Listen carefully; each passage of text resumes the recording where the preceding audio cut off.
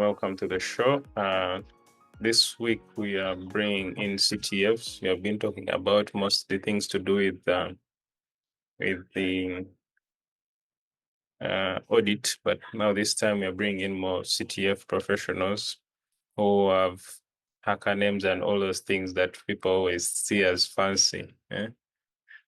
So yeah, on the show we have Kelvin and Peter, and they'll tell us a little bit about themselves and what's unique, what unique thing about themselves, and also their hacker names. So that if you want to follow their work, you can start from there. I'll start with Kelvin.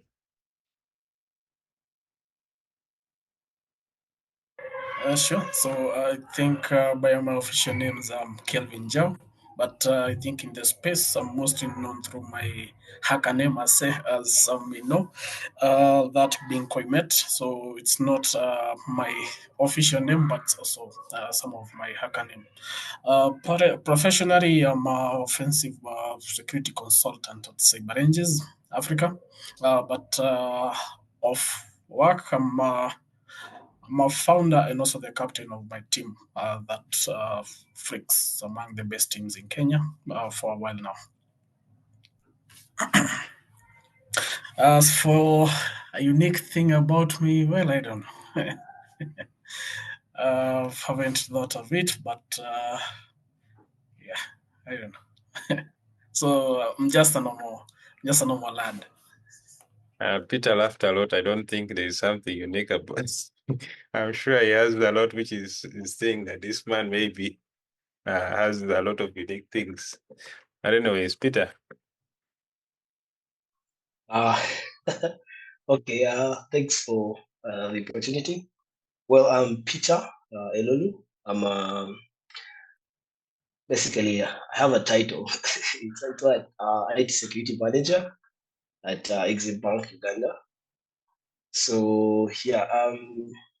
What was the other question? Regards what I do. Normally, of course, I do provide assurance to business in terms of cybersecurity threats, but also, of course, I majorly do basically security related work at the bank. So yeah, I think that's how I can cut it out.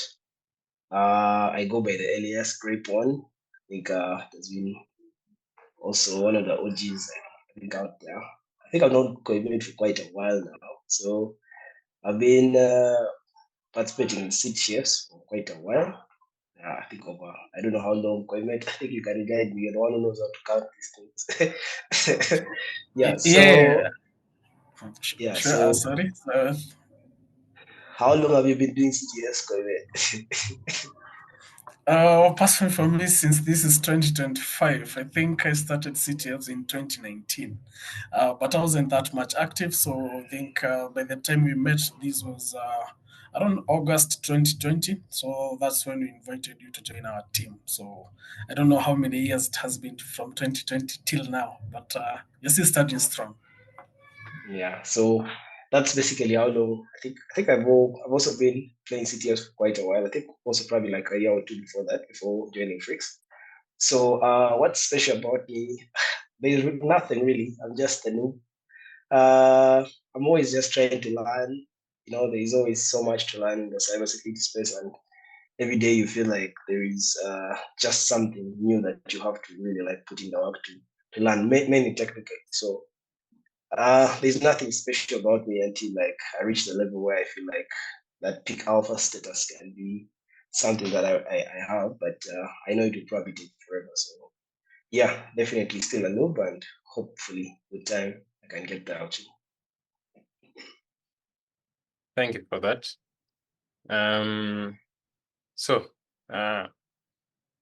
if you're looking at it, CTFs, first of all, you're even saying CTF, you'll need to explain to us what CTFs are.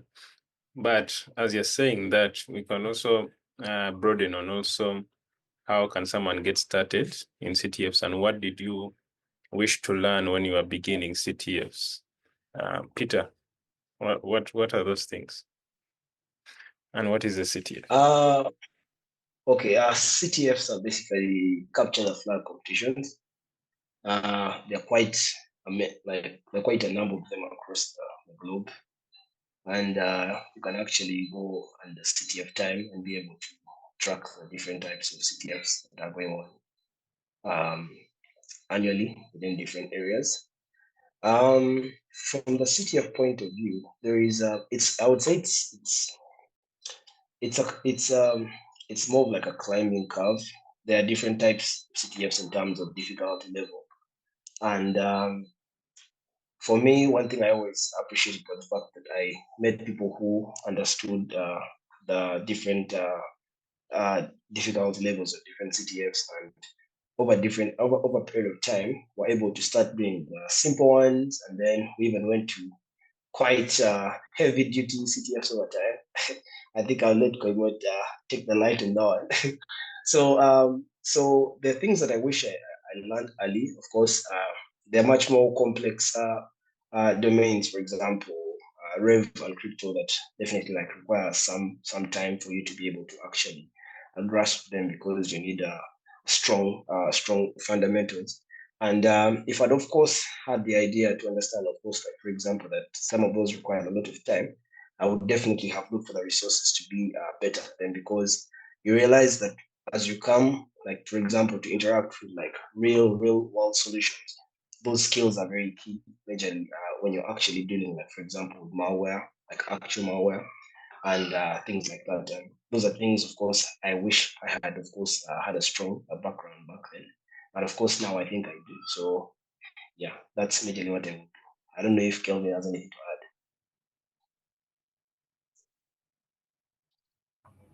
I think you have pretty much said most of the things, but just to add, uh, yeah, I think for me personally, how I began was I just jumped into the fire. So I don't know whether this was the same case for you, but yeah, I do wish that I had much time to prepare individually for the categories I was to meet out there. So in this case, there are several platforms that, other than now the CTF time events that are almost live, you have to learn on the go and apply. There are some platforms whereby you can just test out the challenges, have enough time to research, do all those things. Then when meeting up a challenge, you're mostly prepared for the same. So if you get to prepare earlier, I think the best results come from that. Thank you for that. So you have talked of the tiers, like the specific ones. Which one should start with? Which ones come in mind? Are we talking of things like Pico, or which ones exactly?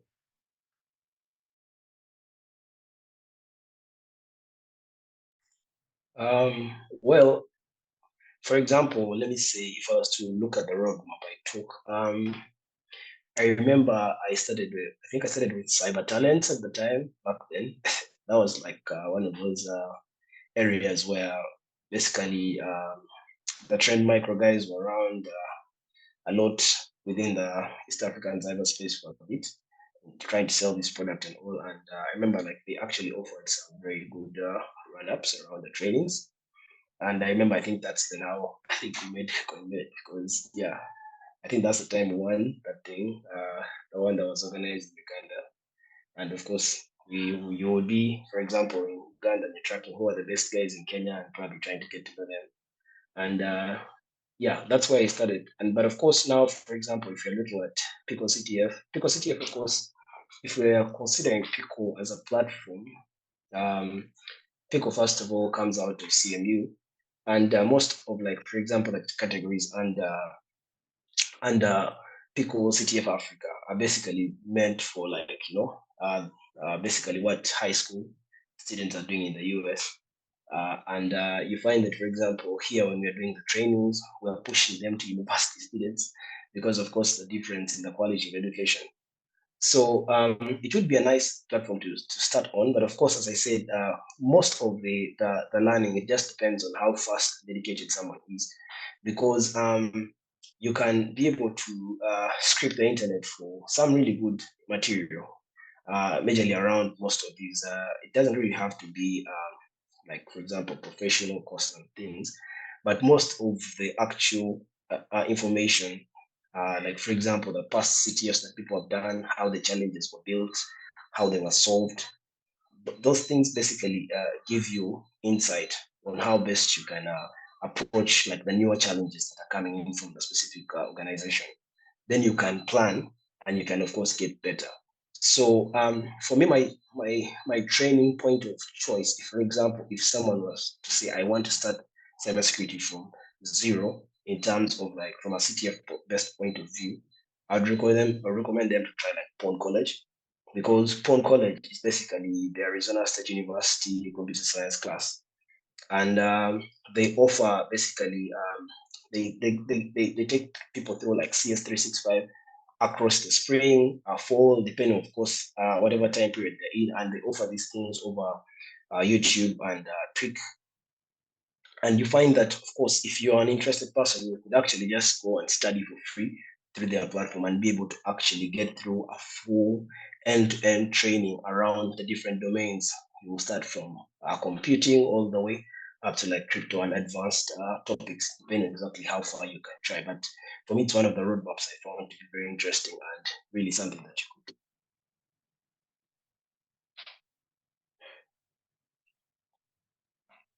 Thank you for that.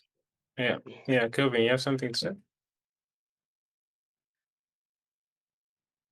Yeah, not quite. I think Peter was quite verbose on that, and also I get to agree with him. Maybe just chipping in more platforms depending on the sets of skills you want to gain. So he said, for example, upon college, that's for those that are willing to learn low-level stuff. So this could be binary exploitation and also anything that's under that domain. So for web, I think for those that are willing to learn maybe web hacking, basically, as we get to call it out here. So I think the best option would be maybe Portswigger Labs. They're free and also they're provided by the creators of Burpsuite. For others, I think there's also for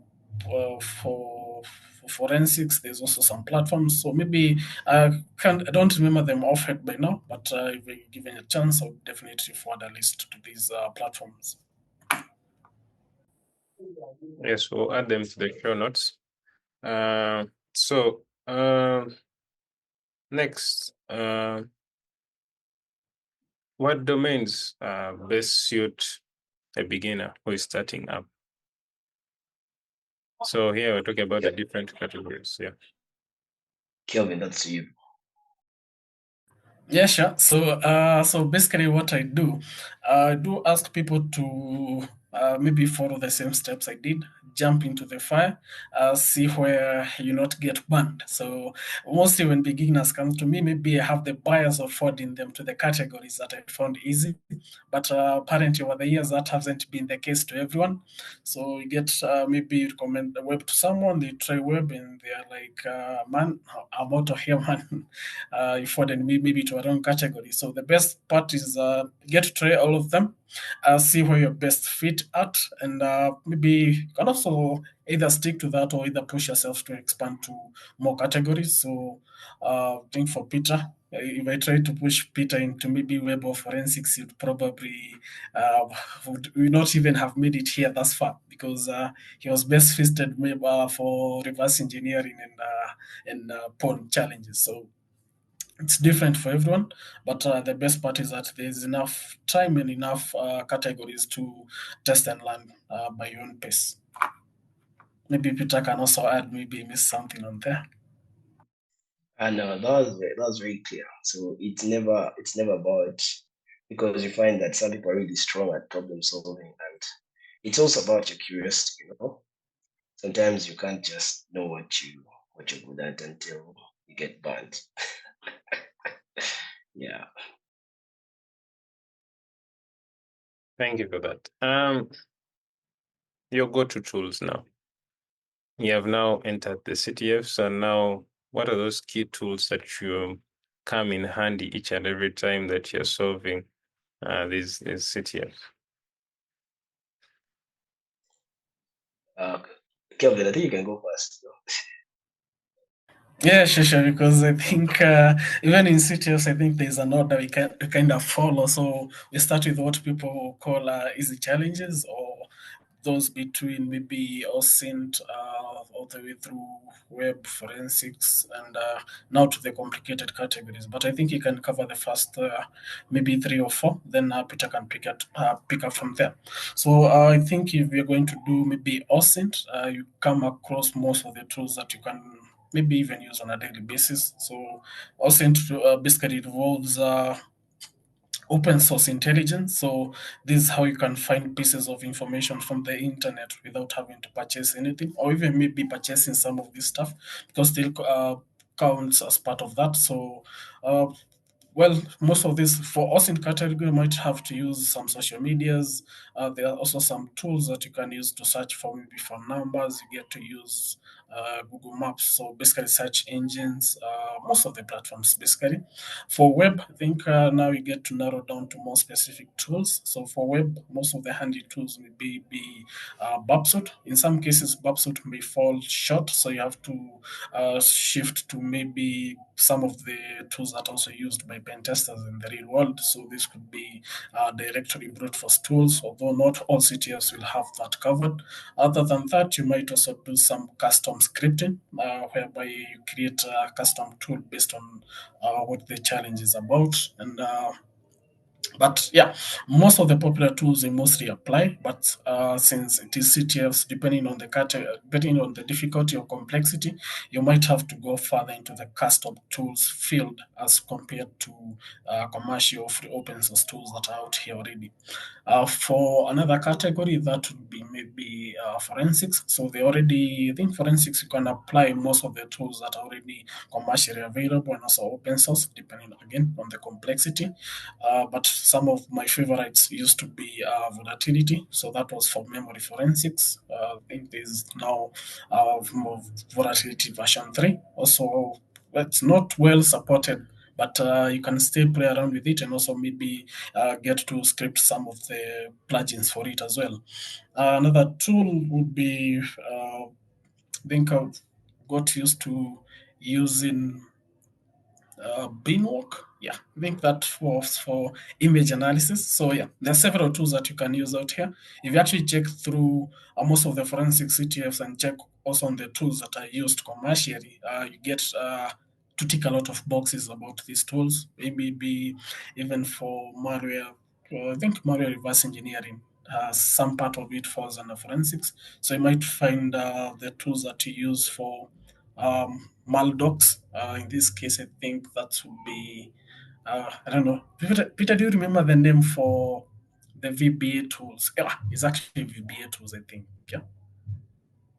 Yeah. So, yeah. So, most of the forensics tools that you get to use are available commercially. I think now proceeding maybe to cryptography, having also explored that topic. Well, we used to have an RSA CTF tool, but as the name suggests, specific for RSA CTFs. But over that, I think most of the Python modules that you use for real life cryptography also find them applicable in some CTFs, also ranging within the complexity and also the difficulty of the CTFs. Now over to Peter so that he can explain to us how I was not able to do rev and prone challenges. It might have been an issue of tools, maybe not skills. I don't know. Well, oh my God, that's interesting. So I think it depends because of course, as you said, most of the things yes, they're tools, but then of course they also have that ability to have that that knowledge that you probably need to like enhance most of the tooling. For example, when I would look at, for example, the network challenges, I think I would do a lot of scripting because, of course, you will find yourself maybe doing packet analysis, maybe with like Tshark, you're doing Wireshark. Basically, those are the tools you would use. But of course, when you get to like more man in the middle best kind of scenarios, you find yourself interacting with a lot of Scapy. And of course, you have to have some Python skills and write some scripts. So, of course, that would need core network knowledge at least to be able to interact with the different packets. So, that's majorly how you probably at least score on the network category. Then, of course, for the reverse engineering side, I think depending majorly how, of course, the challenge would come, but of course, you needed to have, of course, maybe like some strong scripting knowledge. That's, of course, Python. You would have tools like Radea, Ghidra, management. That's basically automation that's coming out of PPP, but yes. So those are like the tools that will at least help to break down, at least on the reverse engineering side. I really like Ghidra a lot. I really like Ghidra a lot because it really used to break down things for me to a C level. And at that point, I knew that, well, I have to just interact with C and be able to understand what's going on. So those are the tools that I used to use. Then, of course, when it comes to like .NET related with Brave, we probably have like some decompilers that we use, for example, like Dnspy, .pic. Those are also like very good tools to have on your arsenal, because you would also, of course, have those ones there anytime ready to fire. So I think we used to have also XSD. Basically, it's normally with reverse engineering, you're looking at a lot of file structure manipulation, and you want to be able to understand what you're actually dealing with before you get to try to reverse engineer what you're working with. Then, of course, you needed to have at least some knowledge of algorithms, the different types of algorithms, and different techniques, for example, that were used majorly for most of these challenges. You find use of Excel. Of course, as we highlighted, basically that's what standard the crypto, but most times you find that those who are basically the target algorithms that are being used to majorly that you as the engineer will be targeting to reverse engineer to be able to actually find the solution for the Rev category. So that would be basically, I think, a highlight of small tools. But I think with Rev, it's more of like the low level stuff. When you come to Pawn, of course, you have to look at like Pawn tools, which is like saved the day, because there was quite a lot of when I just started, I used to really interact a lot with the structure module, and wow, it was quite difficult, because when Pawn tools came in, it made things so much easier, and it really made it made it very easy for us to be able to like interact with many like remote binaries, and that was basically what eased my way into most of these challenges. So I think we might say it is a tooling problem. I don't know, but of course, it was of course trying to really get down to low level to understand exactly what we're actually working with. And sometimes I don't know. I feel like maybe Koimet, you can help me on this one. I feel like when I feel like many tools nowadays have made so many people lazy. Because I find like people don't actually know their stuff at the low level. It's normally get this tool, run this, get this tool, run this, and I don't know whether that used to happen with us, because I remember there's time I jumped on a call on Thursday with Charlie, and we had a call for about 18 hours, and it was interesting because we had a call through the night, through the next day, and we're just working on different rev challenges, and we're writing code like from scratch, trying to solve things. And I don't know, I normally find that commitment very difficult with the new generation. So it's sometimes, yes, the tools are there, but then you need to, of course, also put in the work to actually understand that what is the low level stuff like, because once you're able to understand your low level, basically what we regard to as first principles, most of the abstract that comes with this introduction, or maybe like more complex programs, you're actually able to break it down into smaller chunks that you can chew. So that has been my experience with, of course, building your toolkits. Because, for example, when you solve a challenge today, you're going to probably write some scripts that allow you to interact maybe with a specific algorithm, and you're going to keep that as something that you're going to build up on.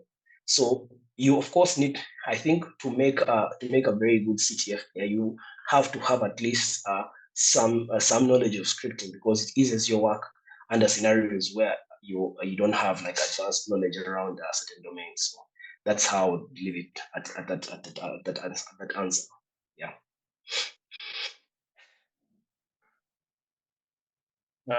Thank you for that comprehensive answer. So when it comes to platforms, we're talking about write-ups now. So What are those ones which help with the very good write-ups, especially for these different CTFs? Which one do you usually go to? Are there YouTube channels? Or what usually helps? For me, Nightmare, I think. Yeah, Nightmare is one of those places where you go to and you come out as a noob, or you entered as a script kid, you know? So for me, I feel like if you're really looking at the low-level stuff, Nightmare is a very good place to go to.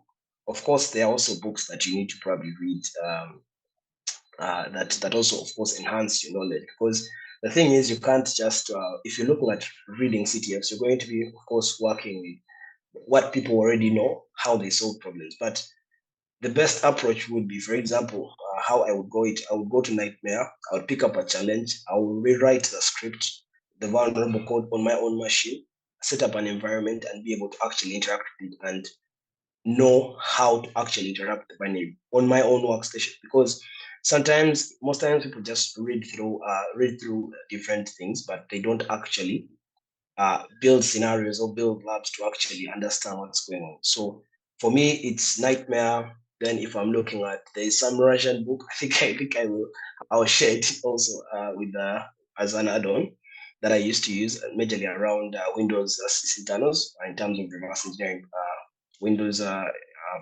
executables. That one also worked very well for me. But when it comes to general information, most of it is depending exactly what you want to do. It's available, you know. You just have to be able to one, as I said, depending on the CTF. If there's a CTF today, maybe it's Okello CTF edition 2. Definitely there's going to probably be Okello CTF edition 1, and there were different challenge creators that created and I'll go through. If it's maybe like on CTF time, you're going to see people who have done it over time, and maybe they had write-ups for different challenges. That's how best you would approach looking out for actual history around CTFs. So that's like the easiest way to do it. But most times, as I recommend, you have to build your own labs. You have to be able to understand why something, for example, is vulnerable. Or for that's majorly if you look at from the reverse engineering and binary exploitation side of view. Also, I think even the web scenario would also fall in the same. You just have to understand, for example, why was this code vulnerable? What vulnerable function was used in maybe compiling this binary? Things like that are very key, majorly to feeding your knowledge into making you a stronger CTF now. Yeah. Maybe Kelvin, you can add on. Maybe if I missed any. Not quite. I think you covered most of the things. I do remember back in the days we used to have the archives of older challenges. So maybe go to CTF time, script through the write-ups for the whole series, and we share in the group.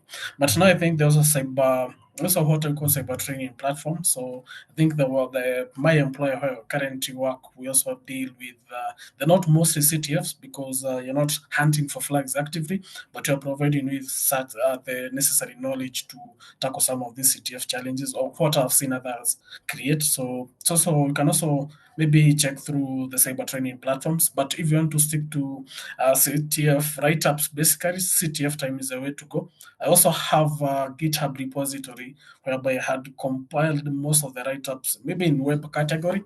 I was also looking for others to add in the other categories, but it's quite tedious because you'd spend hours and hours scouting through maybe medium blog pages, personal blog pages, web archives. So yeah, I did hundreds of them. You can find some of the write-ups there for mostly the web category, and also I think also did something on the mobile category. But for again Rev and also the binary exploitation, I think Peter has mentioned where you could get some of that. Yeah, for our audience, don't worry about that. All will be included in the show notes. You talked of heavy duty challenges, specifically CTFs. Which ones are those ones? So if someone wants to now go the highway, actually, where does he start from? Kelvin,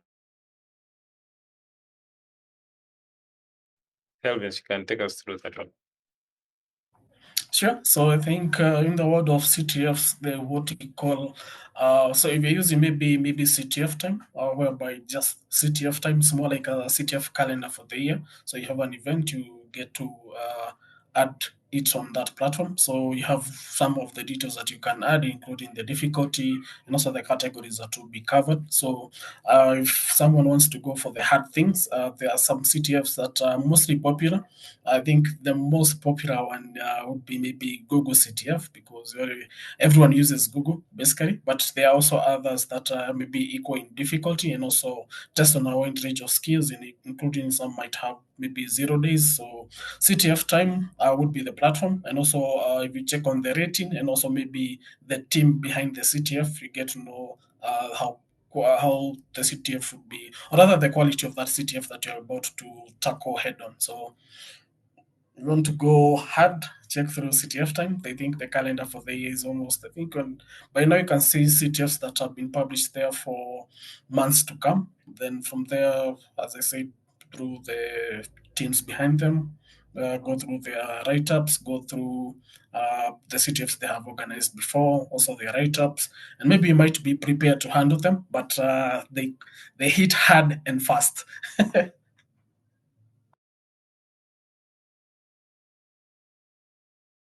Okay, that's interesting. So, Peter, are there any that you know? Well, DEFCON. Yeah. It's crazy. But yeah, there are so many CTFs. Yeah, it's as you said, it's just depending on exactly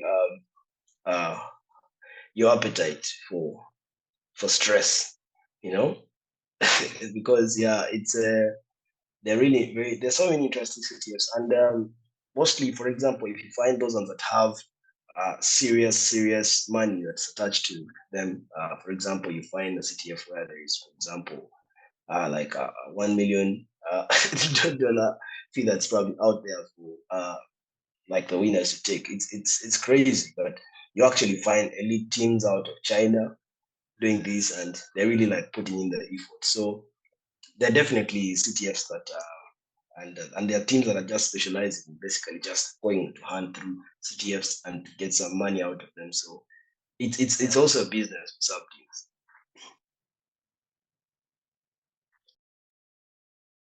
Interesting. So someone sets up just a team to fight to get the money for CTS. That's really interesting. So what's been the most challenging CTF you've had so far? I have a feeling you're going to talk of DEFCON, but first, Peter. Koimet, I think for me that's one of my experiences, I would say, because I think DEFCON was not easy. It's Yeah, never I been think easy. yeah, it's never been easy. So I think that is one of the biggest that's one of the biggest bone we ever tried to eat, I guess. But it was a very good one. I think that's one of the best CTFs I think we did in terms of as a team, because I don't know what position did we come out via qualifiers We via qualified DEFCON twice. 28. Yeah. Yeah, we qualified twice. I think the first was in 2020. We were 16th in the qualifications and also 16th in the finals. But our best one yet was in the 2021 version, whereby I think we got, was it number 7 in the qualifications? I actually don't fully It was remember. it, But it was it was number 7 and 14. yeah, number 7 and finals we came out in 14. But yeah, the finals were quite something. But well, at least of the 20 teams, we had 14th, and some of these teams had twice the number our team had. So yeah, we tried our best.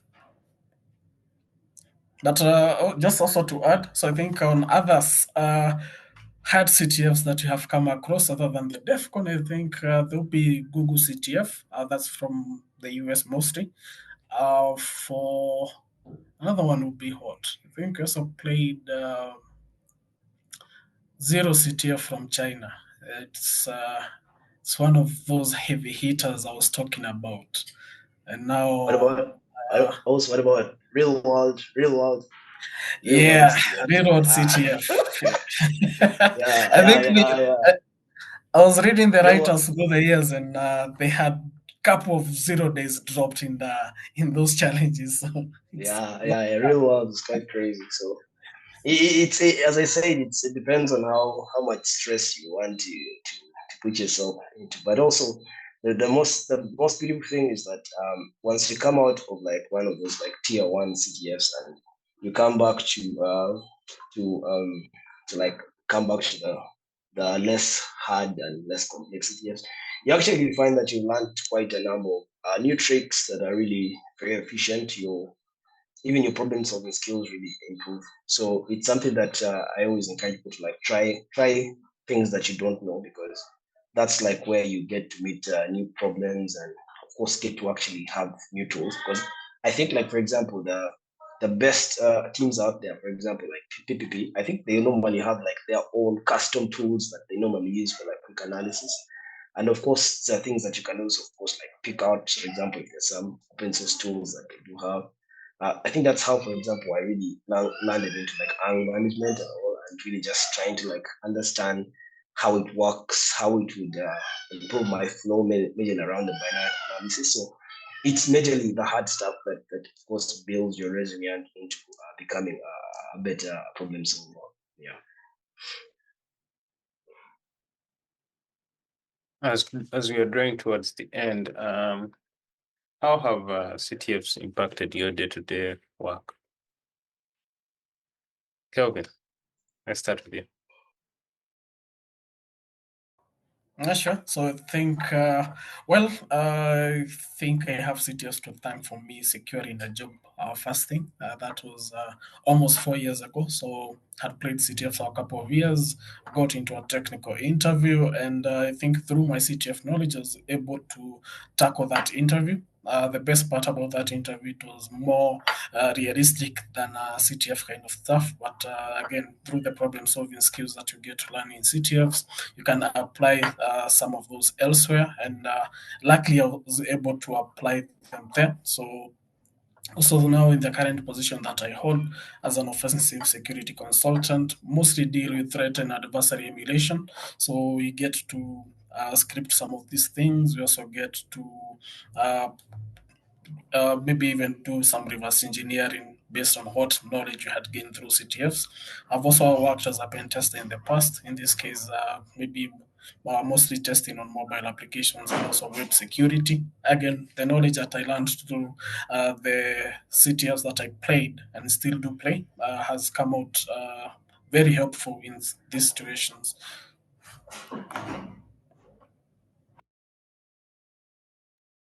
Peter, how has it just Yeah. been? On my side, how do I activate CTFs? Well, I know going through CTFs. I made a lot of friends across the globe, majorly because of majorly these competitions, and yeah, I don't know. I think it's one of the most impactful things, because you of course get to realize that one, there are so many passionate people out there. We are with the same goals.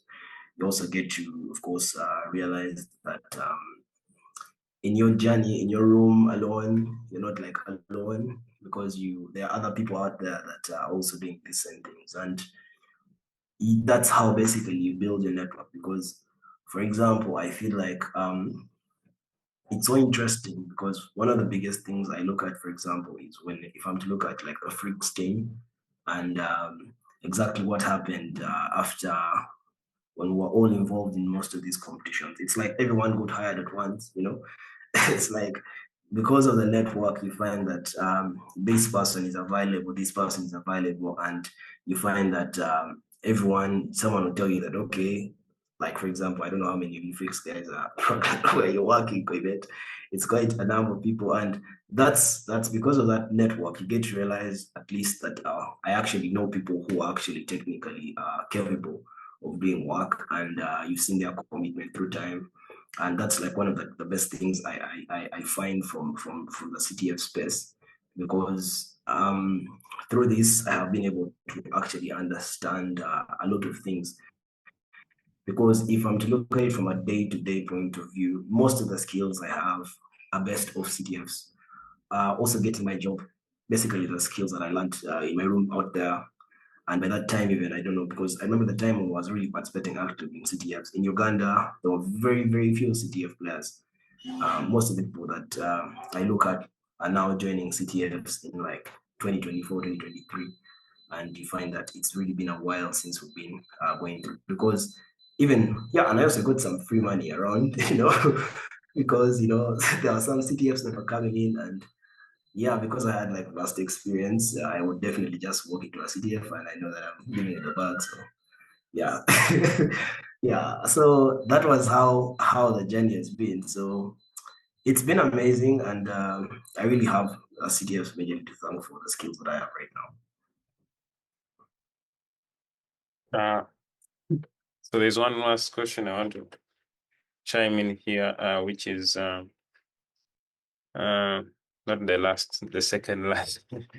I want to chime in here. How do you, because definitely you always practice the CTFs, how do you usually allocate and be like, okay, this time I'll be doing CTFs, or it's usually around the competition time that you usually prepare along for a specific competition? How is it like? How is your preparation like? Well, for me, my calendar is synced. I think I have my Google Calendar synced with CTF time calendar, so all the CTFs appear in my personal calendar. So I get to choose, like for example, if the weekend is kicking in, I know, for example, maybe like there are maybe like 3 CTFs that are happening. You review exactly their difficulty level. If they're like so low level, I don't really go and try them most times, because I always want to feel like giving my time to like really something that's really that's really going to try and test me so that I can learn new things. Normally, I think that is like the easiest way to sync your calendar, because you can just upload the calendar to you and you know exactly what to expect over time, because you don't have to always go to CTF time. And then, of course, you need to have, for example, you need to have time, because sometimes you find that there is a mix of work and of course the CTFs within the same time frame. So sometimes it's really difficult to choose what to do. But nowadays, I think I go into CTFs not with the idea of, for example, that I'm going to win. I know normally I just go, for example, with the idea that, okay, I want to learn as much as I can. What new techniques are there? What new tools are there? Because, of course, security keeps changing. There have been newer categories that have been introduced. There have been new domains that have been introduced. It's no longer as small as it used to be. Nowadays, you find CTF challenges that have some form of like prompt injection. You find smart contracts, Web3, all those basically are being introduced at the CTF level. So that's majorly that's how you find that I just want to go and at least grasp something new. But basically, that's how for me I do it. I have to sync my calendar. So Koimet maybe can give his techniques. But yeah, that's how I've been doing it myself. Yeah, sure. So I think, recently haven't been that much active, and also I'm mentoring now of its mini team. So whenever I get some time, I do get to sort or rather challenge myself with what they are looking at. Other than that, I also get to upskill, but mostly I'm more interested with the write-ups so that I can learn. As Peter mentioned, what new techniques they are testing now, or what new technologies can even test later myself. So I think in the past when I've been involved in CTF creation, so mostly go through the write-ups, see what new challenges are out there, get new ideas that I can also compile into now a challenge like experience for myself. So that's pretty much. So, well, I have some sort of an addiction. So I guess this is a unique thing with me. So every day in the morning, whenever I log in into my PC, I find myself logging in automatically to CTF time. So this has gone on for years, from I think 2020. So yeah, by now it's a normal thing. So instead of manually syncing a calendar, which would simplify things, most definitely find myself on CTF timely. So I just get to see these events, also check their complexity and difficulty, see whether they are worth testing out, and also if there are no collisions with maybe work stuff, I can just test them out and try out a challenge or two. Okay. In conclusion, I would like to know your parting shots, starting from Peter. I beg your pardon? Parting shots. What are your parting shots? Well, I think for me, it's just always encourage mostly, like, for example, now from going back locally, like, for example, the UG space. I know, of course, together with some colleagues, we started the Ubuntu community. I think we have right now about like over 600 students normally who are trying to pick interest. And majorly this is to them to, of course, ensure that, you know, they always try to push themselves, because most times I feel like, as I said, many people want to join cybersecurity. It's basically, I don't know, I think nowadays people are in for the money and all, but it's a very rough road. And for example, and it's very competitive. You can get very obsolete like very fast, really, if you don't practice. And also, you need to be able to understand that mentorship is very important from a point of trying to actually skill up. Sometimes you don't have to like just sit down and be on your computer and you know and say, for example, I'm putting in all this work and it's not happening. Sometimes you have to just go out and network, try and meet new people, try and check out what the cybersecurity space is like. You may be like in your areas. Sometimes people, I don't know, I always find like they're very young people who always want to say that they're very knowledgeable in the field, and they they move like put themselves in the corner. So it's always good to be humble and try to ensure that you learn as much as you can from what the industry is growing into, and also what the people around you can teach you. So with that, those are my ending remarks. Yeah.